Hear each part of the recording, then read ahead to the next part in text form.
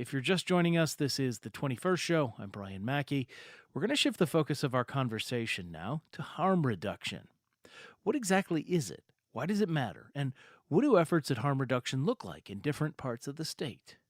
Joining me for this conversation was Joe Trotter. He's Harm Reduction Program Coordinator with the Champaign-Urbana Public Health District.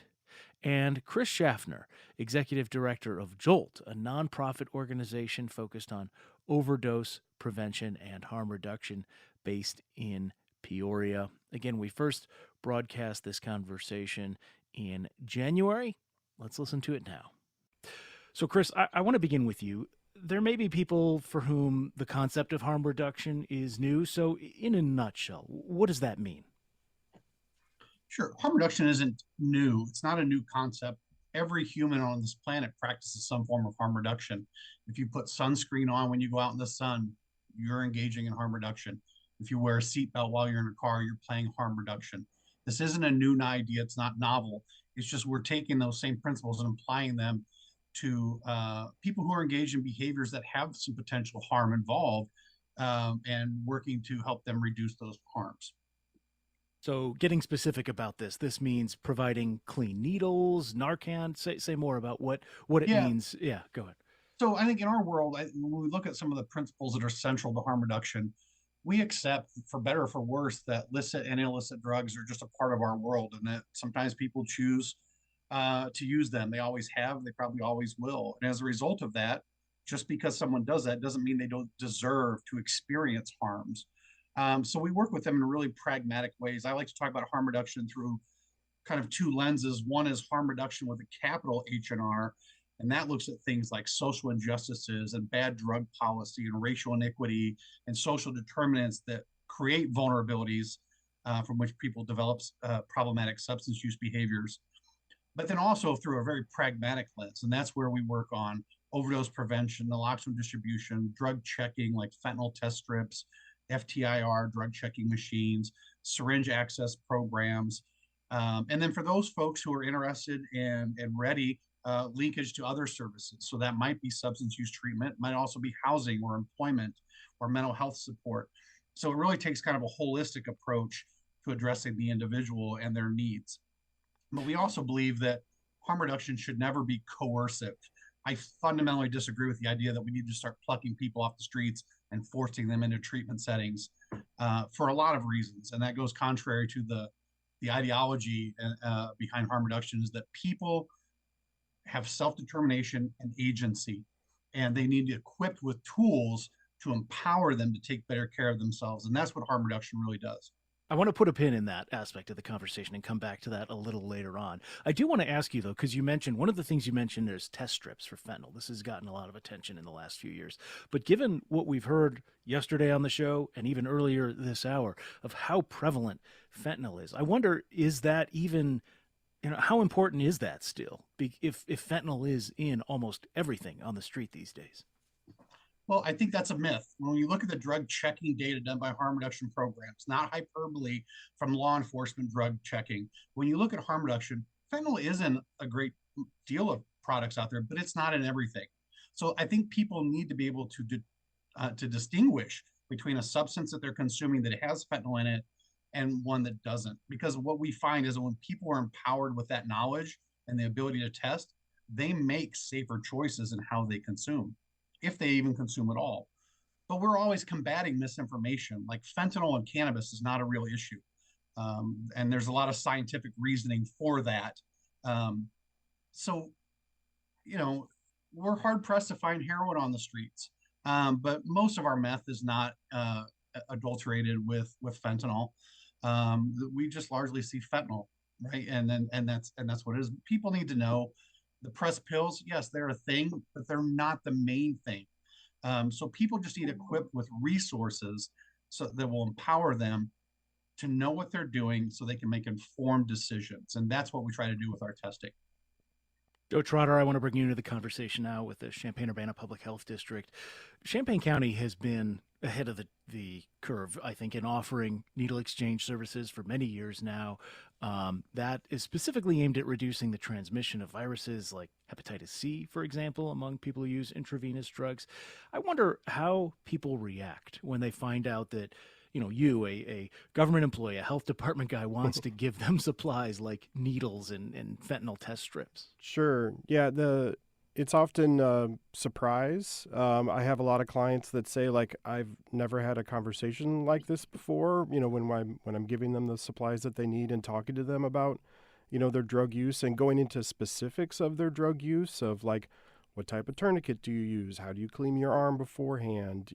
Where in your room are you set up? Like we go through those real kind of nitty gritty specifics with people sometimes because not only is there a viral transmission risk with HIV or hepatitis C, but there's also a bacteria risk where someone can get bacteria in their veins and have really bad wounds. So we do a lot of kind of wound care, wound prevention work at the same time. That also is going to reduce stigma because, when people have wounds at their arms, people treat them differently, unfortunately. So yeah, it's a very odd conversation. It's a very real conversation. It's usually very short also. We have just a few minutes to kind of talk to them and, explain and answer any questions they have and kind of get an understanding of where they're at. So, yeah, it's a very odd interaction. Chris, you heard Joe there saying that people are surprised about to have that sort of conversation. More generally, in the healthcare setting, Chris, what do you hear from people about the way they're treated by healthcare providers?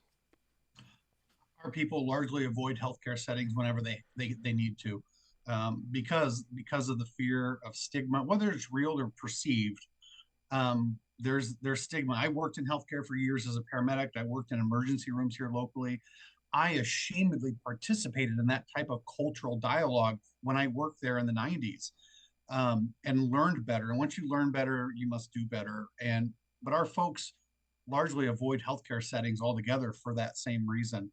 To go in and to show your arms that are torn up, where you have wounds from xylazine or abscesses or just injection marks, um, there's this there's a palpable change in someone's Hmm. attitude when they realize that you're a drug user. They just assume that you're here for nefarious reasons, or that you're drug seeking, or you're somehow the only person responsible for the horrible mess you've made of your life. And therefore, you should be shamed and coerced and threatened and feared into making changes.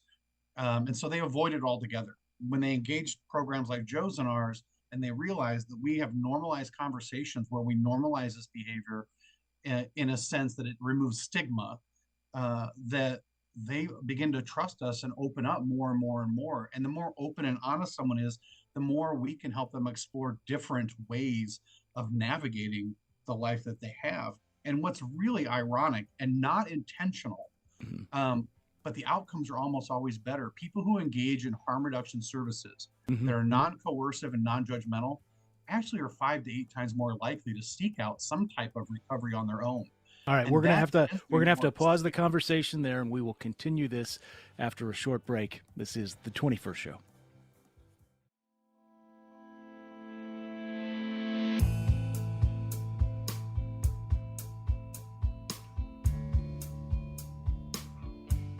If you're just joining us, this is the 21st show. I'm Brian Mackey. All this week, we're focusing on fentanyl.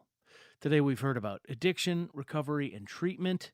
That's how we started our program. Now we are talking about harm reduction with Joe Trotter from the Champaign-Urbana Public Health District and Chris Schaffner with the nonprofit organization Jolt, based in Peoria.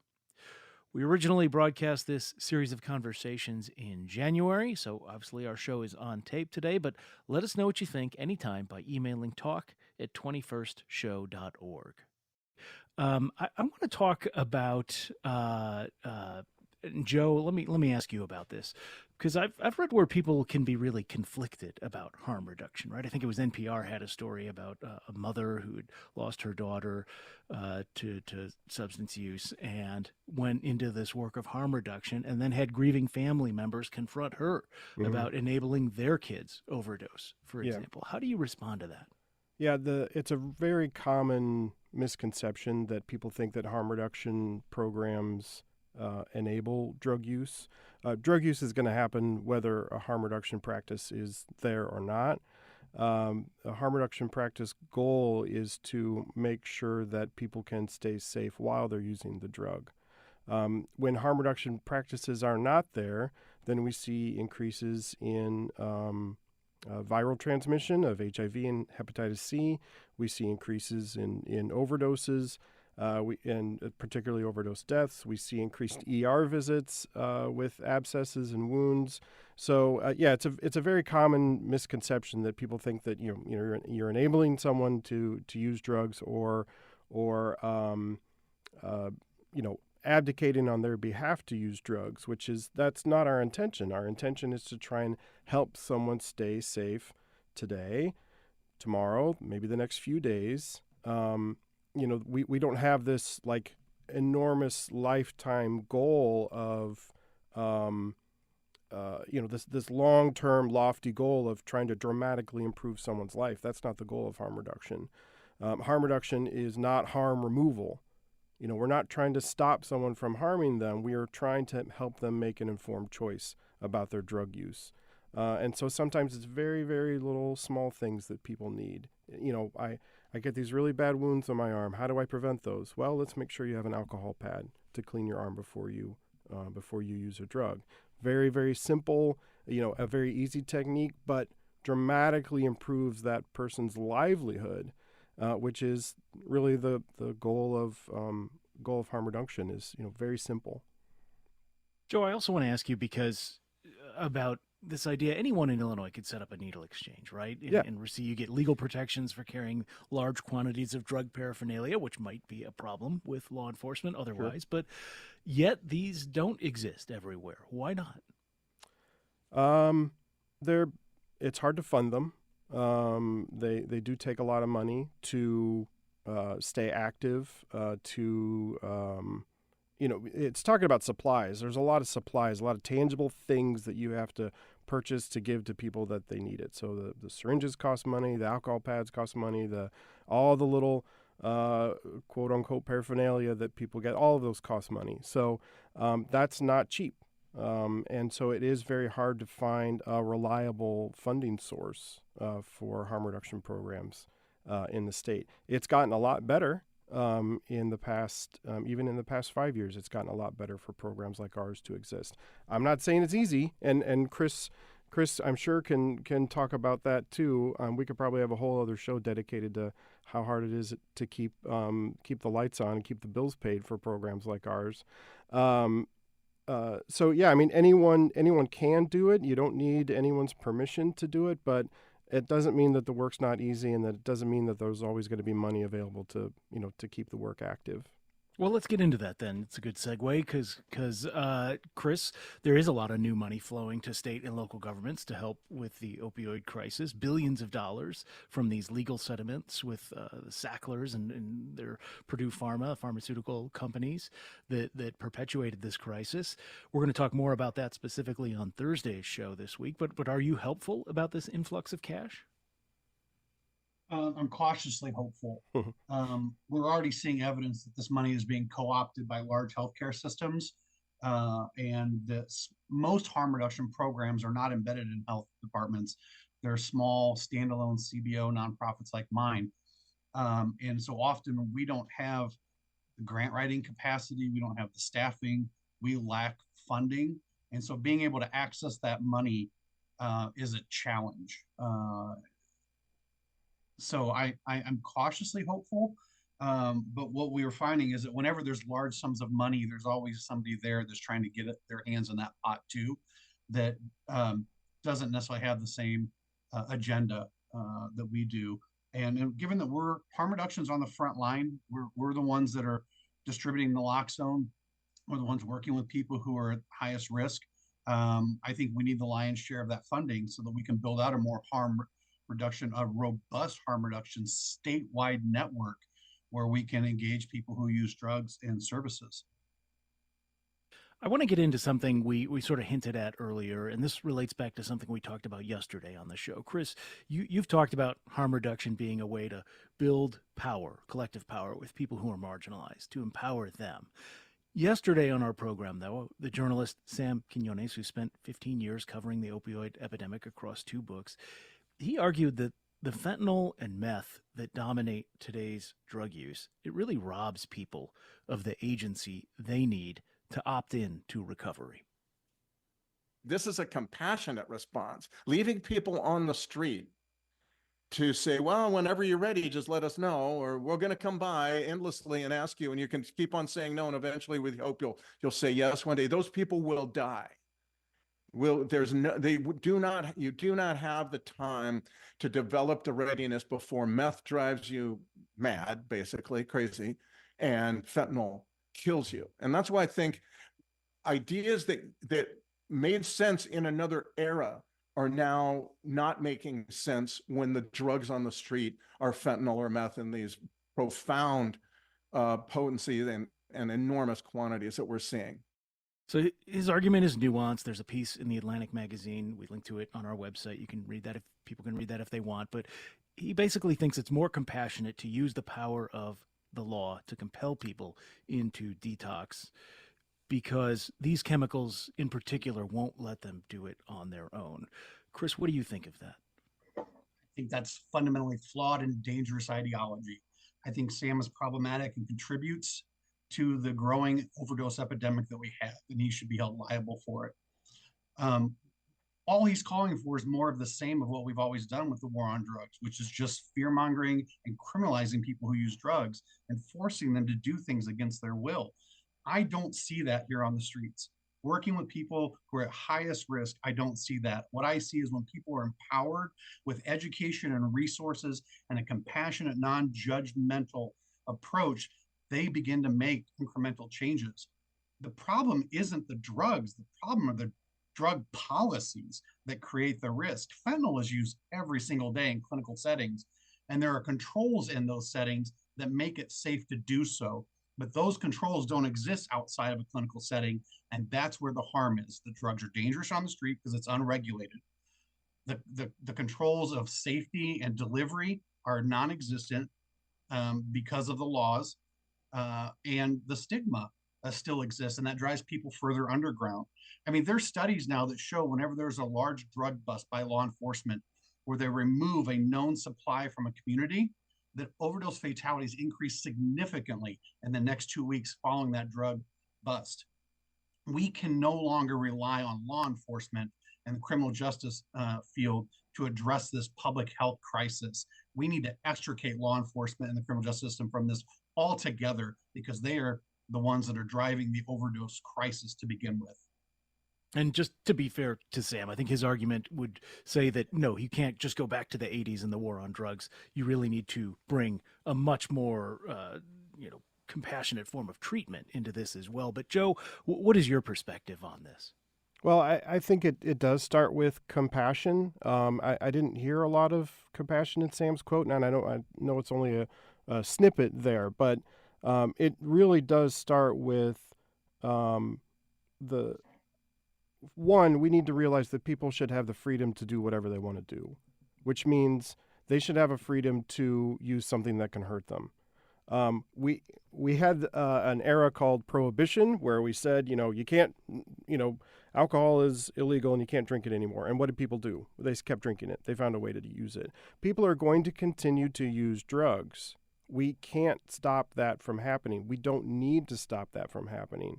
What we need is to show compassion for the people while they are still using those drugs. And the healthcare system, the justice system, the law enforcement system, they have not done a good job of that. They penalize people for using drugs rather than showing them compassion. And compassion is like, hey, how are you today? What do you need today? What can we do to help keep you safe? Those are the messages that they're getting in harm reduction efforts that they're just not getting anywhere else. So it really does start with really going up against the systems that are in place that continue to stigmatize people that use drugs.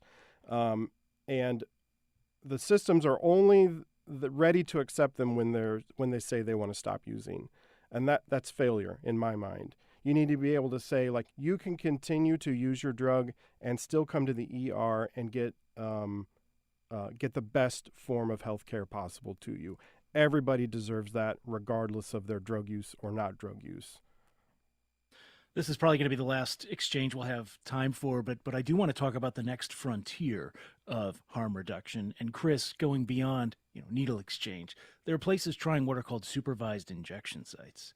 That is a bridge too far for some. In fact, they're illegal in Illinois. Make the case for them.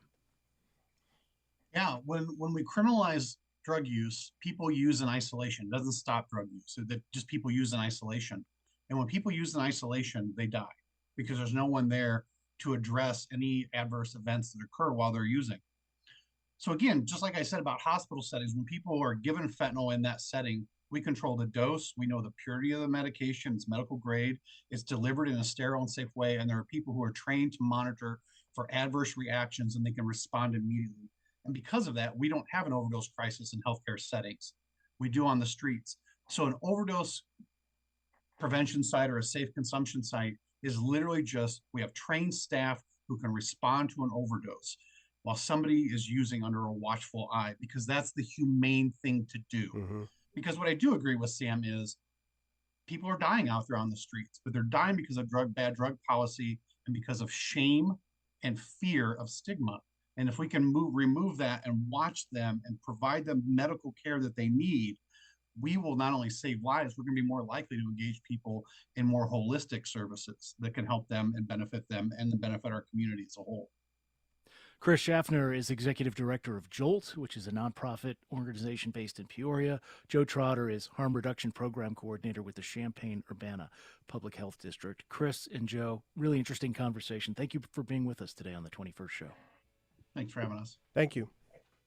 And that is all the time we have for today. We're going to continue listening back to this series of fentanyl-related conversations all week. If you have a perspective you'd like to share or something you think we should be talking about in the future, you can find all the ways to contact us through our website, 21stshow.org. While you're there, you can also listen to our conversation yesterday with Sam Quinones and decide for yourself about what he argues needs to change in the way we handle treatment. You can also hear our earlier conversation today or share it with someone you think might want to hear it. And if you join us on the program tomorrow, you'll hear a conversation about the politics of fentanyl. We'll hear about some of the competing views on how best to prevent this death that is happening out there in our communities. Thursday, we'll focus on different solutions people are trying, from what governments are doing with billions of dollars in opioid settlement money to attempts to reach people one by one in hospital emergency rooms. We'll hear from somebody doing just that work in Illinois. And Friday, we'll probe how best to talk to our young people about drugs, moving beyond the Just Say No campaigns many of us grew up with. You can find all those conversations at our website, 21stshow.org. The 21st Show is produced by Christine Hatfield and Jose Zepeda. Today's show was produced in part by Kennedy Vincent, and special help for this week's programs came from Christine Herman. Our digital producer is Stephanie Mosqueda. Technical direction and engineering comes from Jason Croft and Steve Mork. Reginald Hardwick is our news director. Thanks to the band Public Access for our theme music. The 21st Show is a production of Illinois Public Media. I'm Brian Mackey. Thanks for listening. We'll talk with you again tomorrow.